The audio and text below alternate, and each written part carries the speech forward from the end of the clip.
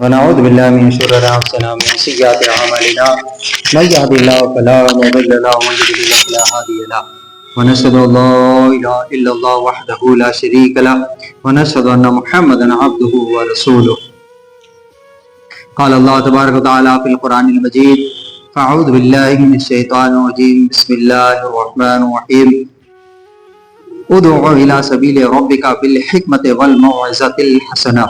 صدق الله العلي العظيم وصدق رسوله النبي الكريم ونحن على ذلك لمن الشاهدين والشاكرين والحمد لله رب العالمين.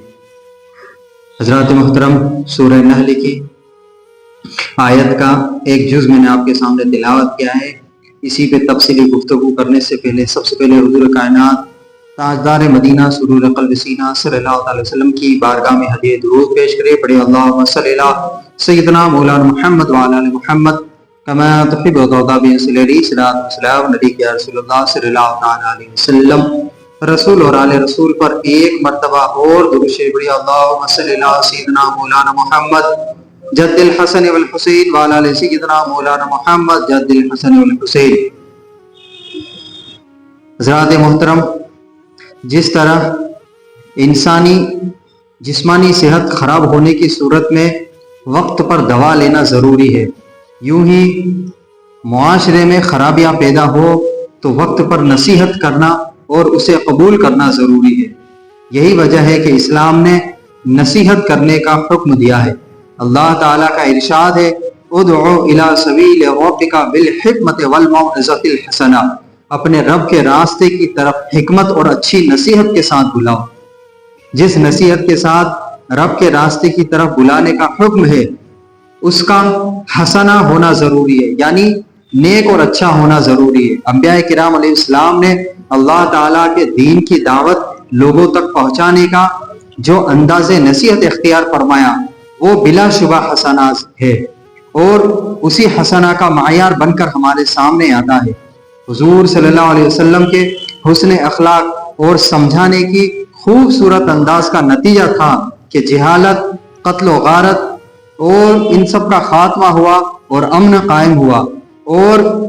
اقوام عالم کے لیے اسلام قبول کرنا آسان ہوا. اللہ تعالیٰ کے حکم کے مطابق حضور نبی رحمت صلی اللہ تعالیٰ علیہ وسلم مختلف اوقات میں صحابہ کرام کو حسب ضرورت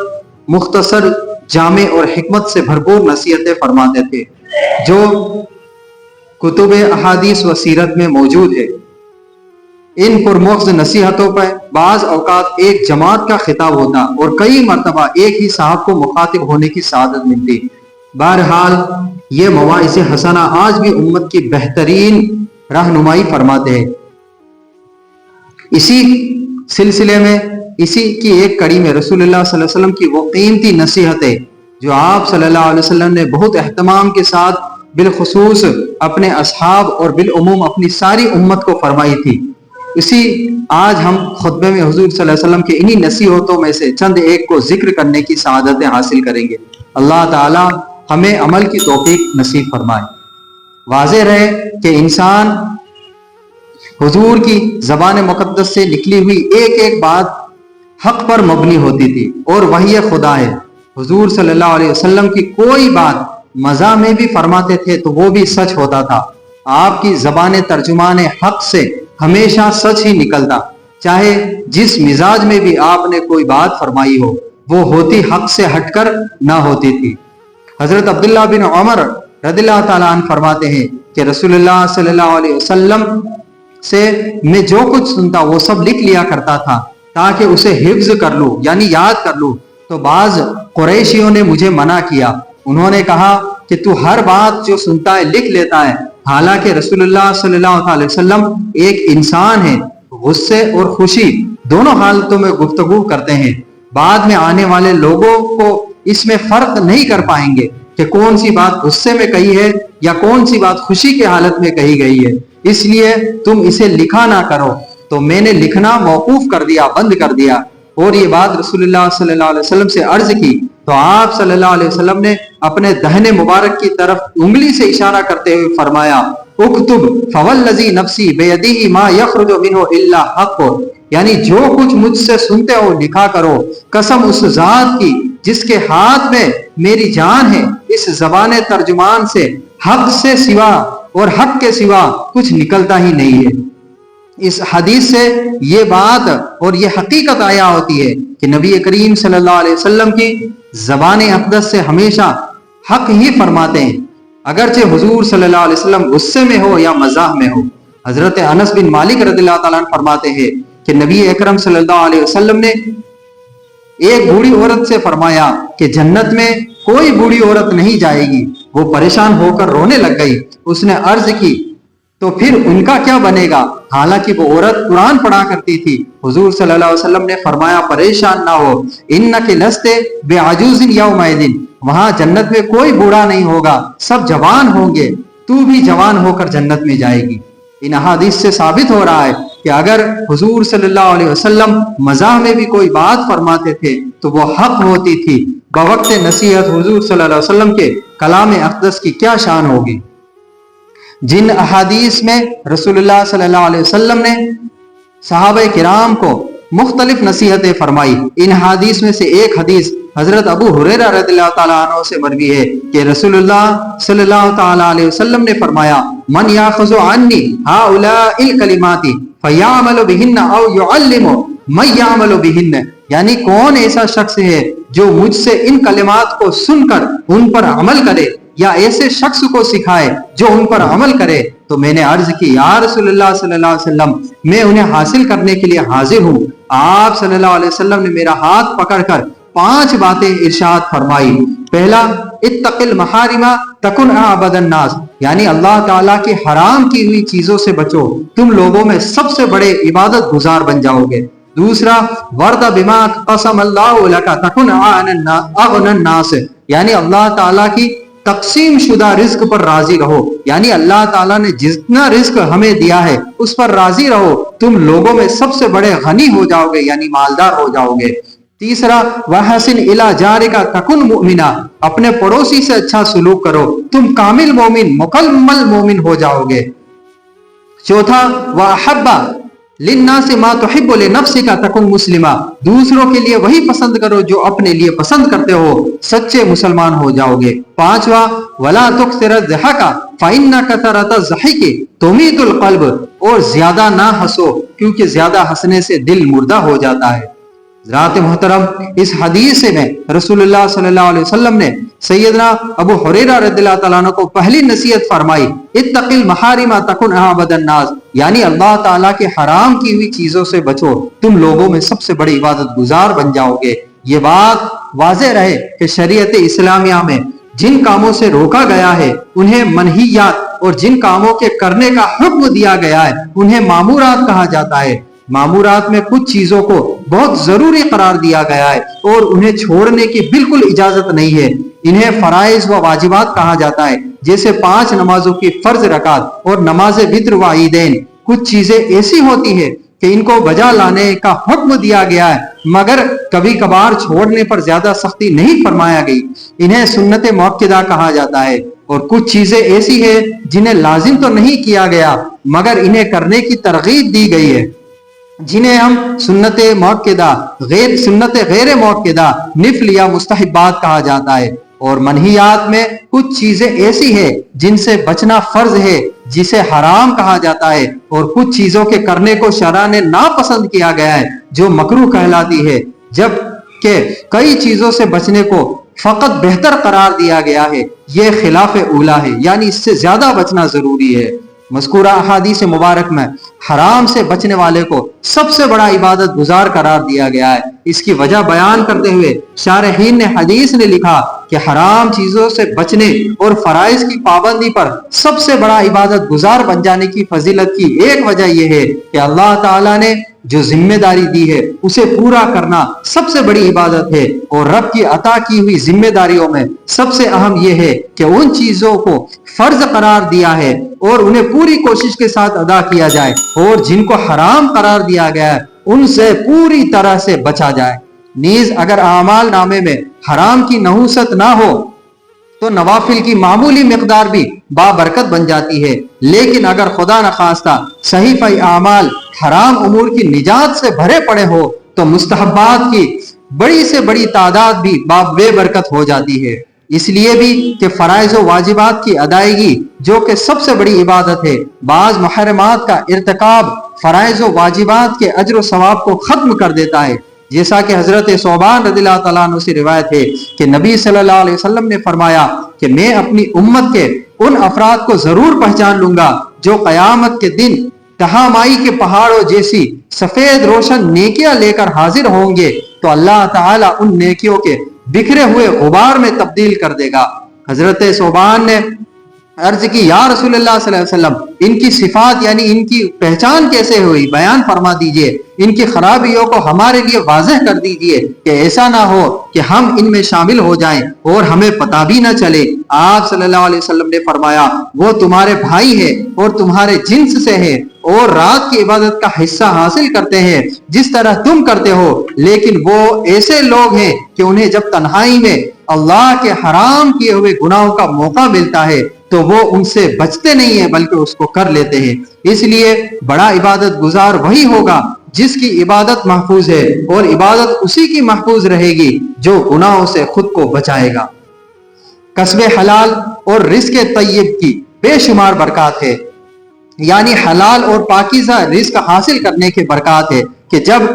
حلال کا لقمہ انسان کے پیٹ میں جاتا ہے تو اسے خیر امور صادر ہوتے ہیں، یعنی جو حلال روٹی کھائے گا، جس کے پیٹ میں حلال کا لقمہ ہوگا تو اس سے نیکیاں ہی ظاہر ہوں گی اور بھلائیاں پھیلتی ہے، وہ نیکیوں کی اشاعت کا سبب بنتا ہے، اسے دیکھ کر دوسرے لوگ بھی نیکیاں کرتے ہیں۔ اور اس کے برعکس، اس کے الٹا، اگر حرام غذا انسانی جسم کو معطل کر دیتی ہے تو نور ایمانی بجھ جاتا ہے، دل کی دنیا ویران و بنجر ہو جاتی ہے، شیطان اس کے قلب پر قابض ہو جاتا ہے، اس کے دل پر ڈیرا ڈال لیتا ہے، پھر ایسا شخص معاشرے کے لیے موذی جانور بن جاتا ہے، درندہ بن جاتا ہے۔ جس منہ کو حرام کی لت لگی ہو اس سے بھلا امور کیسے، خیر کیسے ہوگے اور کیوں کر انجام پا سکتے ہیں۔ حلال و حرام کا یہ کھلا فرق اس حد تک اثر انداز ہے کہ طیب و پاکیزہ کمائی کھانے والا اللہ کے نزدیک مقبول اور مستجاب بن جاتا ہے۔ مستجاب اسے کہتے ہیں جس کی دعا قبول ہوتی ہے، جبکہ حرام و خبیث کو جزو بدن بنانے والا اللہ تعالیٰ کے یہاں مردود و مطر ٹھہرا دیا جاتا ہے۔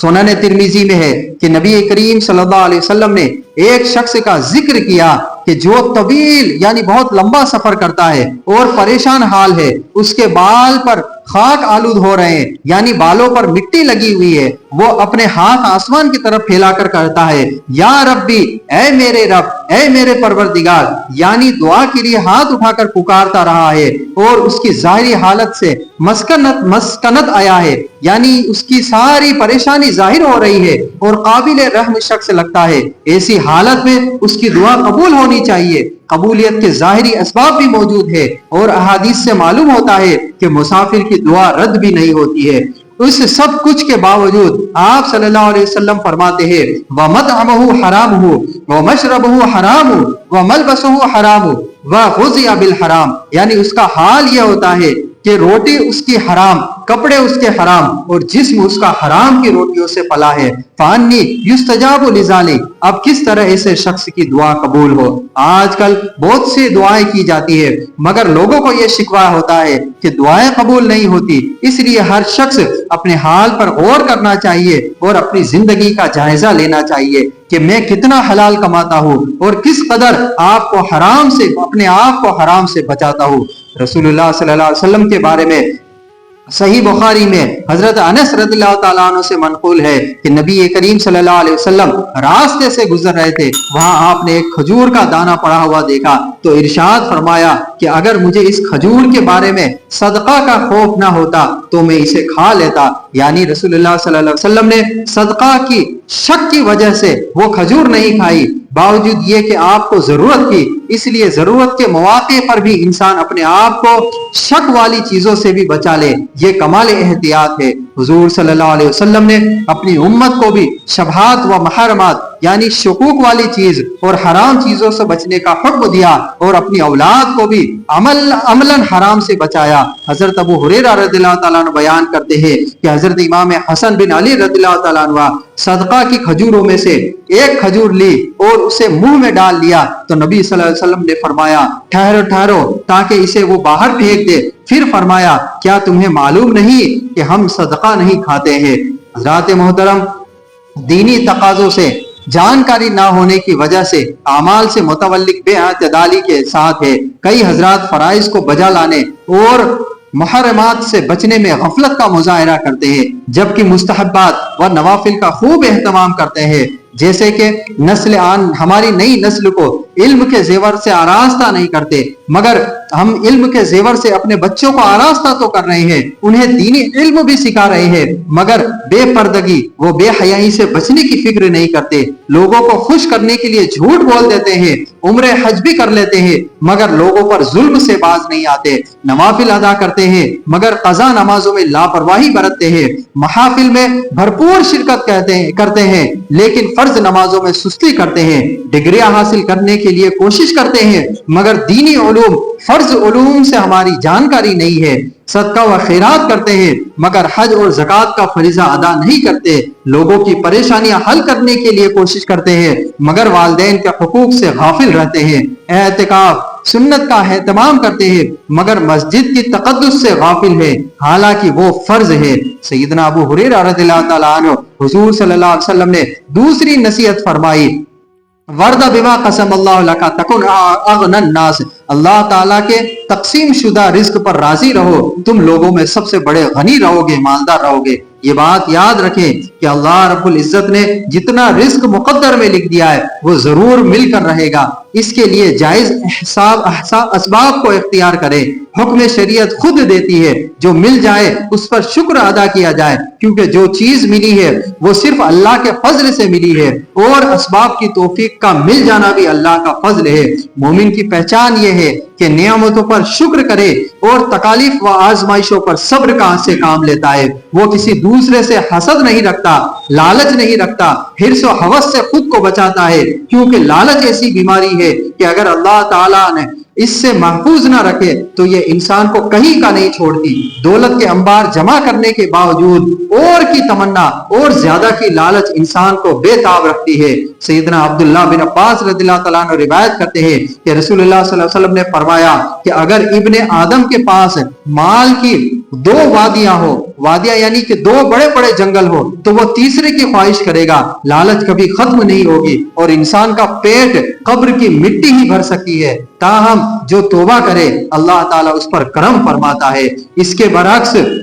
اگر توفیق الہی سے قناعت نصیب ہو جائے، صبر کا دامن ہم تھام لیں، جائز طریقے سے کوشش کرنے کے بعد جتنا مل جائے اس پر راضی رہنے کی ہمیں سعادت مل جائے، تو دنیا میں مسلمان کے نیک اعمال کم بھی ہوئے تو اس قناعت جیسے نیک عمل کی وجہ سے قیامت کے دن اللہ تعالیٰ کی رضا نصیب ہوگی۔ حضرت علی بیان کرتے ہیں کہ رسول اللہ صلی اللہ علیہ وسلم نے فرمایا کہ جو شخص اللہ کی طرف سے ملنے والے تھوڑے سے رزق پر راضی ہو جاتا ہے تو اللہ تعالیٰ اس کے تھوڑے عمل سے بھی راضی ہو جاتا ہے۔ حضرات محترم، انسان میں قناعت ہو تو خالی ہاتھ ہونے کے باوجود بھی نہایت انسان پرسکون رہتا ہے۔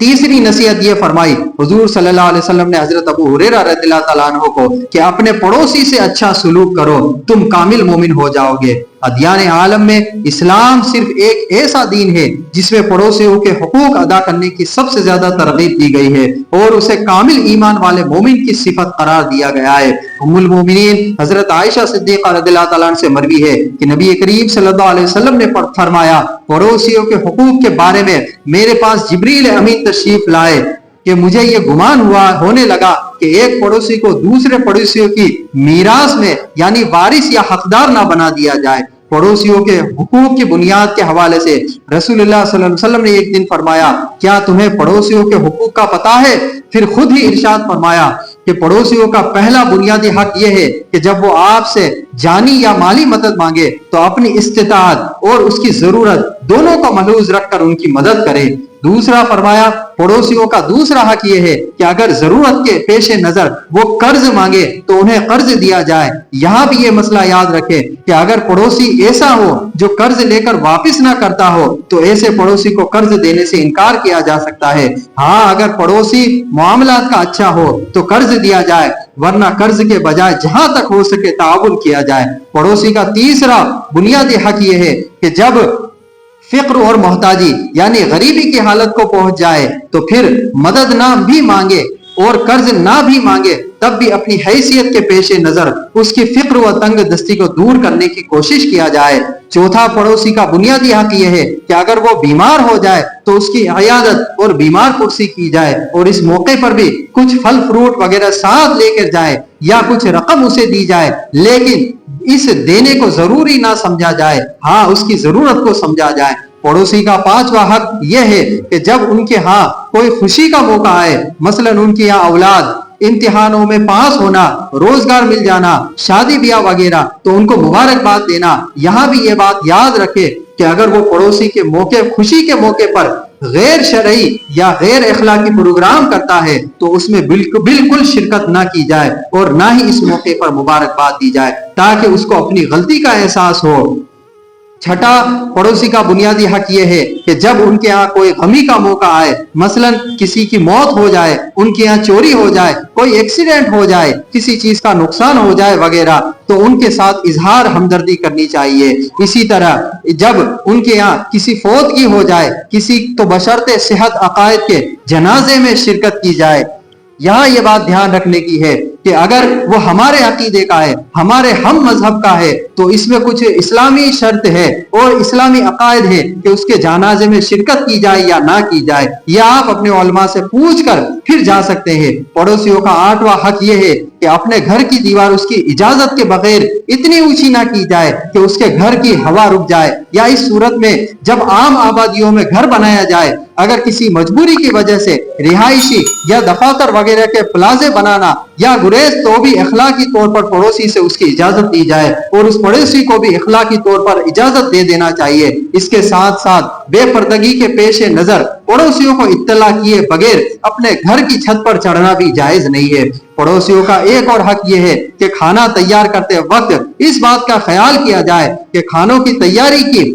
وقت پیدا ہونے والے خوشبو سے پڑوسی کو تکلیف نہ دی جائے۔ یہ نہ ہو کہ ایک گھر سے روزانہ قسم کے کھانوں کی خوشبو مہکتی رہے اور ساتھ والا پڑوسی بھوکا رہے۔ اگر کھانا تیار کرنے کے بعد کچھ ان کو بھی اخلاقی طور پر بھیج دیا جائے تو یہ ٹھیک ہے۔ حضرات محترم، اسی طرح پڑوسی کے بہت سارے حقوق ہیں اور ہماری گفتگو بھی لمبی ہو رہی ہے، وقت کی گنجائش نہیں ہے، اسی لیے اللہ تبارک و تعالی ہمیں اور آپ کو ان باتوں پر عمل کرنے کی توفیق رفیق عطا فرمائے۔ استغفر اللہ ربی من کل ذنب اذنبته واتوب الیہ، وآخر دعوانا